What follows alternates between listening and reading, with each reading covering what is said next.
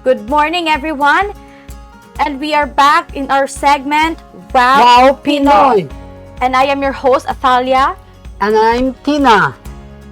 And so now, we will tackle about our next topic about the Filipino culture, which is hospitality or being a hospitable as a Filipino, right, Ate Teens? Yes. And now, what does hospitality mean in Filipino culture? So, hospitality in Filipino culture refers to the warm reception and care given to guests, where it is considered a privilege to serve and provide a comfortable experience for visitors. So, this is common here in Philippines. Like kapag may bumibisita sa house ninyo or ganyan, you will offer coffee, you will offer food, juice, drink, ganyan, anything.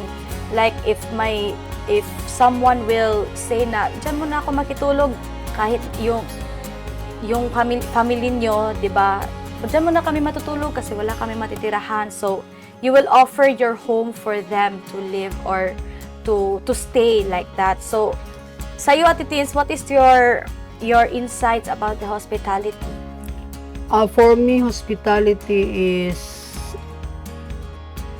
one is yung pagiging respectful sa bawat isa, kasi doon din natin nakikita that once we are respectful, magiging hospitable din po tayo kasi we respect the person na nakikita po natin or makakasalamuha po natin sa bawat araw.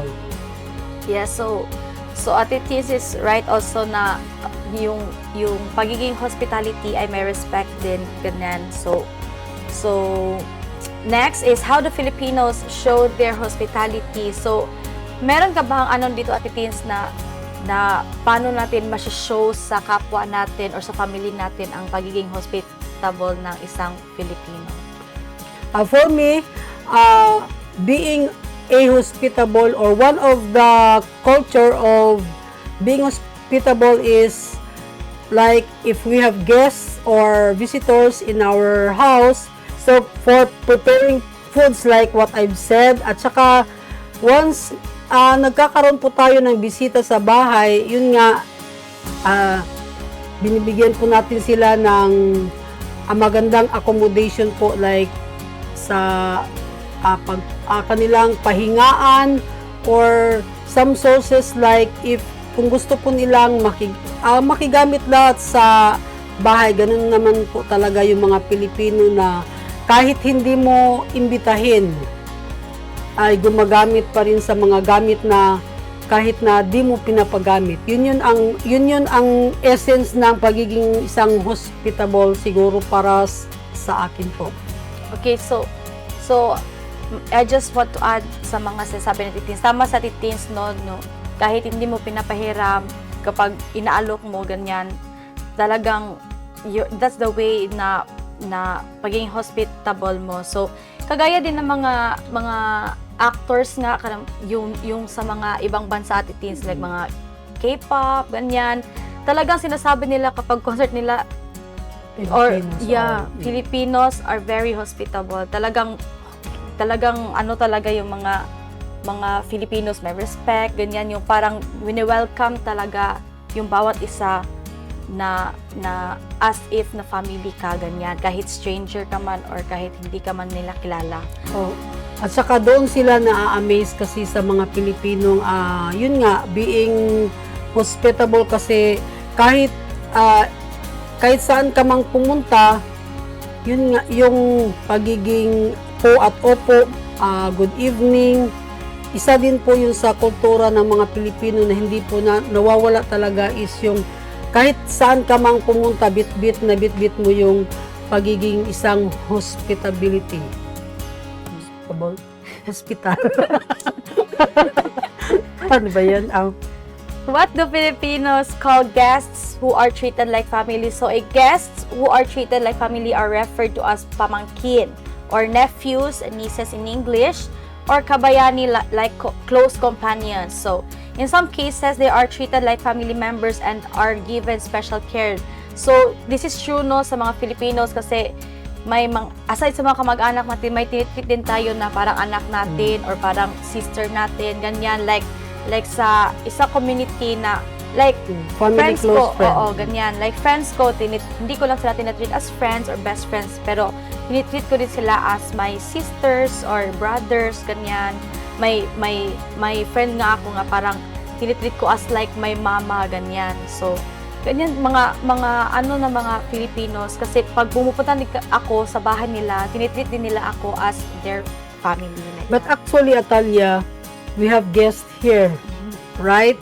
And that is one of Filipinos being hospitable, that kahit na hindi mo nga inaanyayahan or kung gusto niya lang pumunta at bumisita, ayan, andyan sila. that's what you call unwelcome. Oh. So, Unwelcome. So, isa din po yung aanuhin natin, babantayan ng bawat Pilipino, kasi kahit na hindi mo bisita, bibisita at bibisita pa rin yan. So, ganun yung mga Pilipino. Masyasya ka na lang, may ano na sa gate, may May kumatok na, nag-open may na sa gate. doorbell, ganun, kahit ano. Basta yun yung ng mga Pilipino, yung pagiging isang hospitable. Yes. So why is food important in Filipino hospitality for you, Ate Tiz? Bakit important yung isang pag-alok ng food or drinks kapag may dumadayo sa bahay ninyo? It is important kasi doon din nila na feel that they are loved and they are welcome sa isang bahay. So, food is one of the reason. That's why yung mga bumibisita, especially when they know that this house, maraming pagkain, they offered a lot. So, every now and then, they will visit. So, yun lang yun. Yeah, it's true because in our community din, parang my friend din ako na sabihin ko na doon tayo sa kanila kasi maraming food, pagkain. ganyan. Kasi yung visitor din namin kasi ngayon parang siya, yung parang family, mas family pa doon siya sa real family kasi siya na yung nag-open ng ref, ganyan, nagluluto, nagka-clean. So, sabihin ko na, doon tayo kasi maraming food, ganyan. Pero, anyways, just kidding like that. Kidding aside, pero naman yun sa mga Filipinos, yung parang masarap kasi mag-alaga, ganyan. So, yung care talaga ay main na sa mga Filipinos, ganyan. So talagang food is yung parang bonding kasi, di ba, Ate Tiz? One of our bonding. Yes, food, drinks, ganyan, yung talk. So that's the, yung parang symbolizes blessing and affections.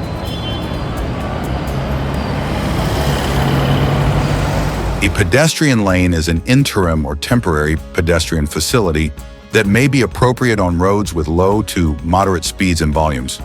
A pedestrian lane is a designated space on the roadway for exclusive use of pedestrians. The lane may be on one or both sides of the roadway and can fill gaps between important destinations in a community.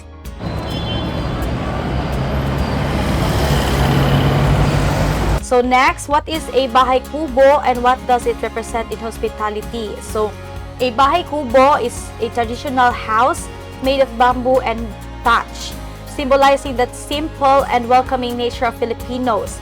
In terms of hospitality, it represents a place where guests are received with open arms regardlessly of social status. So, this is true, no? Parang, kasi para sabihin nila bahay kubo, ang liit, ganyan, made of, yung mga kahoy, ganyan.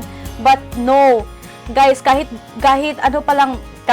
bahay kubo lang yung house nyo, kapag wini-welcome ka ng, di ba, parang may care na din yun, kahit small na amount lang na food or drink na ino-offer, you should be Thankful. Yeah, thankful kasi ino-offeran ka ng house kapag umuulan and may ino-offer na bahay, 'di ba? 'Yun lang nag-isa bahay kubo. Hindi ka pa ba pupunta doon panalangin na 'yun na binigay sa iyo, 'di ba? So it's a lang guys kana yung parang tatanggapin mo kasi you're thankful na may nag-o-offer sa iyo na bahay kasi umuulan, ganyan, or food kaya, or drink. So, what's your takeaway with Pero para sa akin, Natalia, siguro sa karamihan sa ngayon, because of hospitality ng bawat Pilipino is nagkakaroon na ng di magandang tawag nito.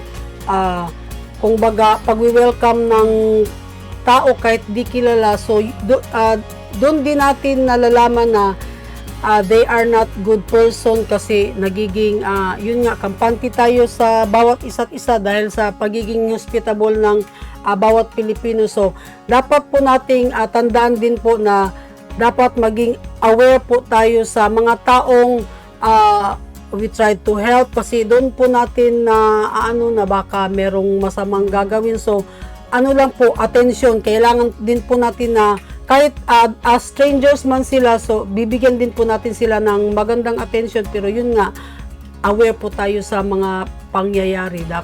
Yun dapat ang dapat natin gawin.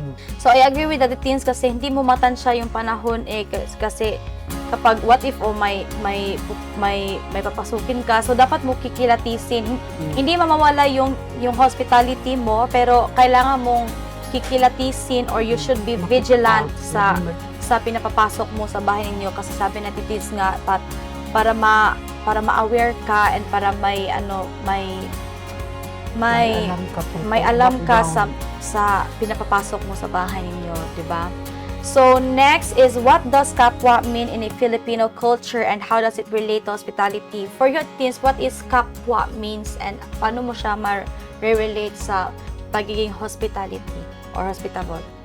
Kapwa is a concept of Filipino culture that means a sense of shared identity, helping and coming for one another.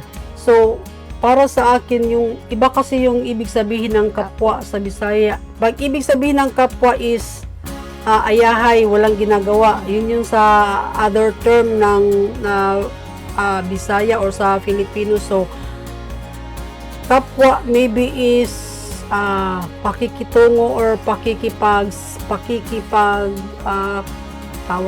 pakikisalamuha sa bawat isa. So, yun nga yung sabi namin na dapat magiging responsible din po tayo sa ating mga visitors kahit na alam naman natin basta stranger.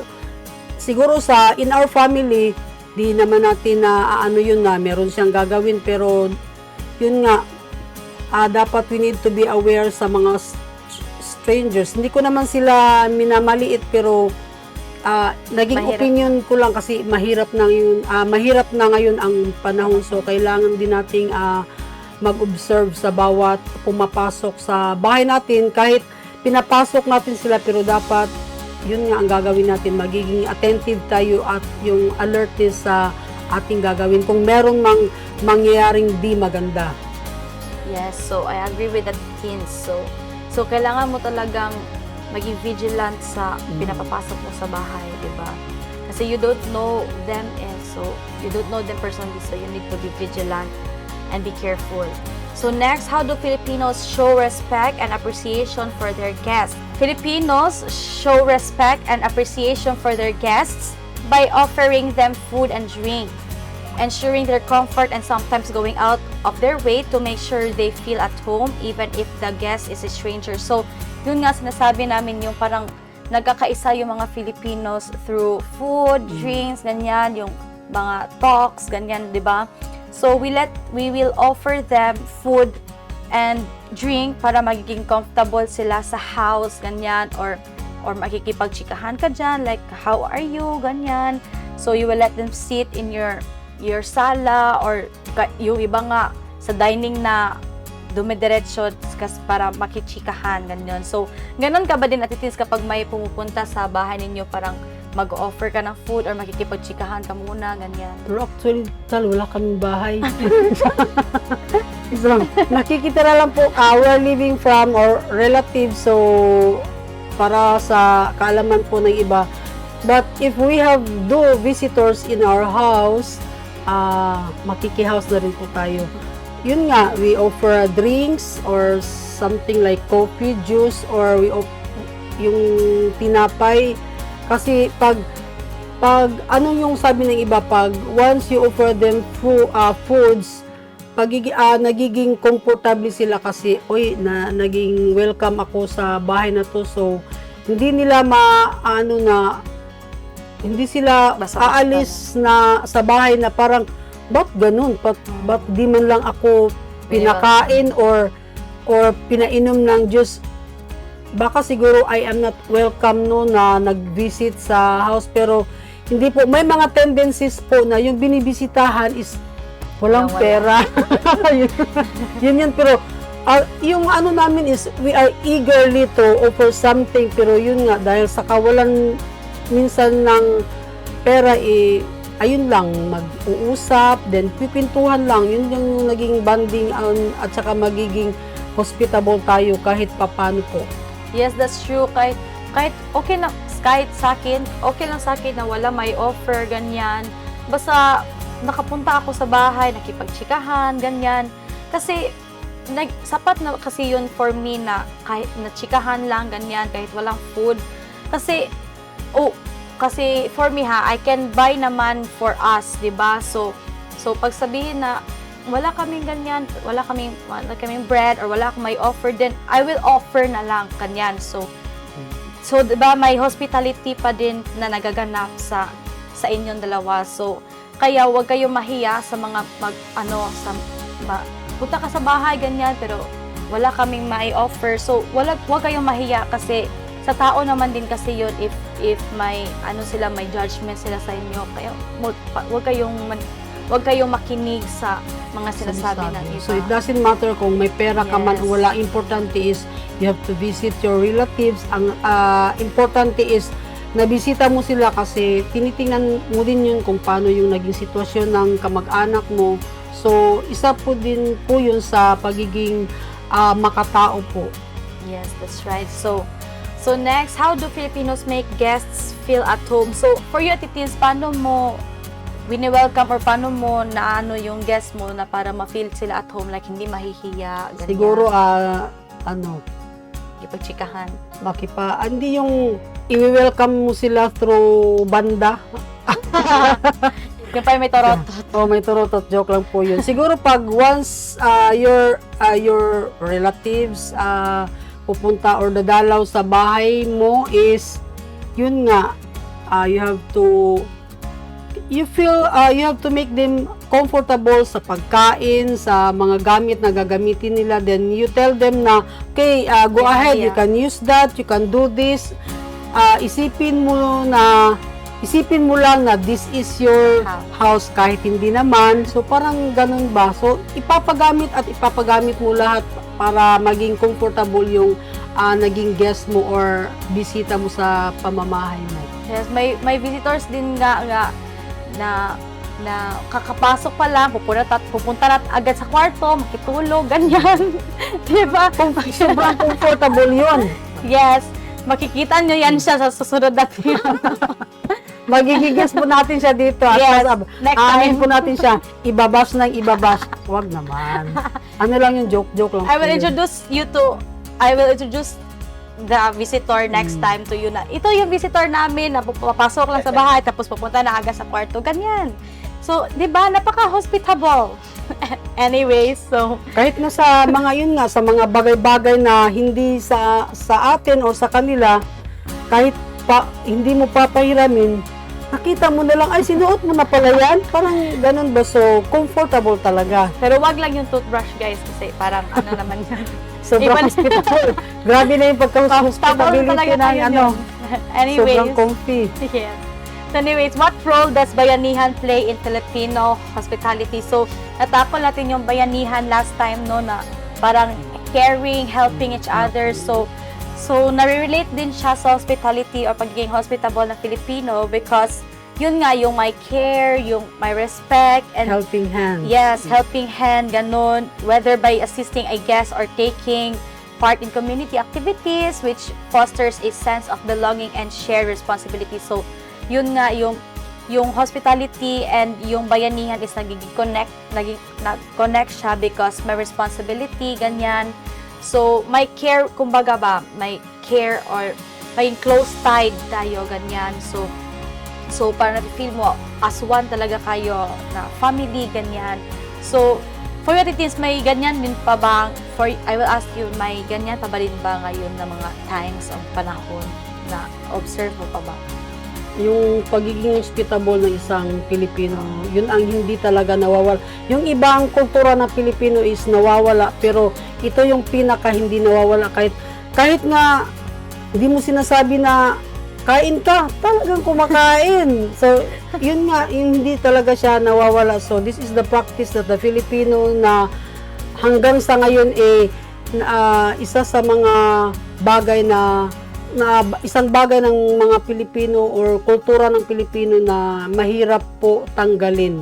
Yes, because nakasanayan na din siya ng mga Filipinos, hindi lang siya basta-basta na culture. So, yung parang na-born ka lang dito sa world, parang yun na talaga yung makukuha mo, yung anong binubunga mo, yun din maaani. So, napapasa na siya sa mga generations, ganyan. So, hindi talaga mawawala sa mga Filipinos yan. Kaya nga sabi ng mga foreigner, why are the Filipinos are very hospitable? Dahil kasi kahit na, hey, let's eat, kahit walang ulam, let's eat pa rin, come join us. Talagang ganun yung mga Pilipino, kahit nakita mo sa hapagkainan na walang-wala, pero yung being hospitable is nandoon pa rin po, di talaga nawawala. So, siguro sa atin, nagpapasalamat tayo dahil isa yun sa part na nagiging proud of tayo na Yes. being Filipino, yung pagiging hospitality. Kaya sa mga ibang bansa, 'di ba, parang gusto yung boys ka, 'di ba? Gusto nila na mag-asawa ng mga Pilipina, ganyan. So parang gusto nila, or yung iba parang gusto namin kukuha ng yaya pero dapat sa Pilipinas, ganyan, mga caregiver, caretaker, ganyan. Yeah, OFW, kaya talagang talaga sa mga Pilipino. Pero yung aside from hospitality or hospitable, iba kasi that's why they kinukuha nila mga Pilipino, kasi sabi nga nila is workaholic daw yung Pinoy. Yeah. Kahit hindi mo aanuhin, talagang akin na yan, akong gagawa niyan. Pero kahit hindi niya linya yung ginagawa niya, pero yun pa rin, andun yung voluntarism ng Pilipino. Yes. So that's right.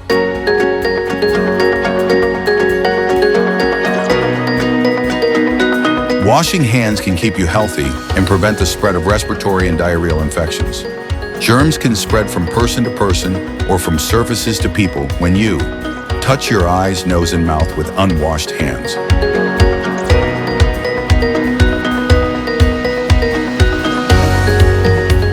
So we are down to our last question. So there are so meron tayong mga benefits of being a hospitable. So first, it helps you better relationships with people, help you see a different perspective, or pagsalamuha, reminds you of what you have to offer, keep us feeling connected and makes us feel happier. It's a way to show love and they are important, and it boosts your personality for a to accommodate to accommodate someone.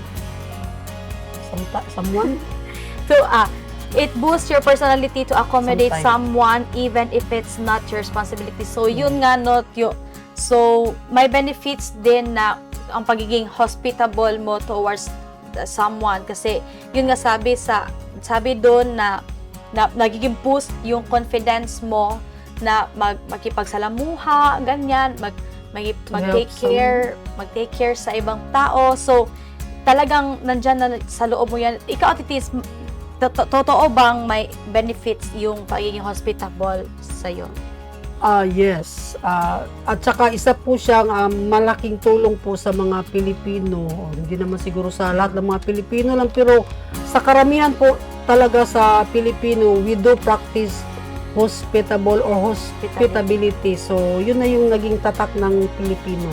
Yes, so talagang hindi mawawala sa Filipinos yan, kasi nasa amin na to na nagiging hospitable. So, yes, that's it for now, Ate Teens, and we will tackle next topic next time. By the way, guys, don't forget to subscribe Pinoy Rob on YouTube channel and turn on notification to see what's happening here in our YouTube channel, and of course, our segment Wow Pinoy, And we have also in Facebook page Pinoy Rob. So make sure to like, follow, and share. and subscribe. Yes, to more updates, upcoming videos. This is your host, Atalia, And I'm Tina. and this is our segment Wow Pinoy!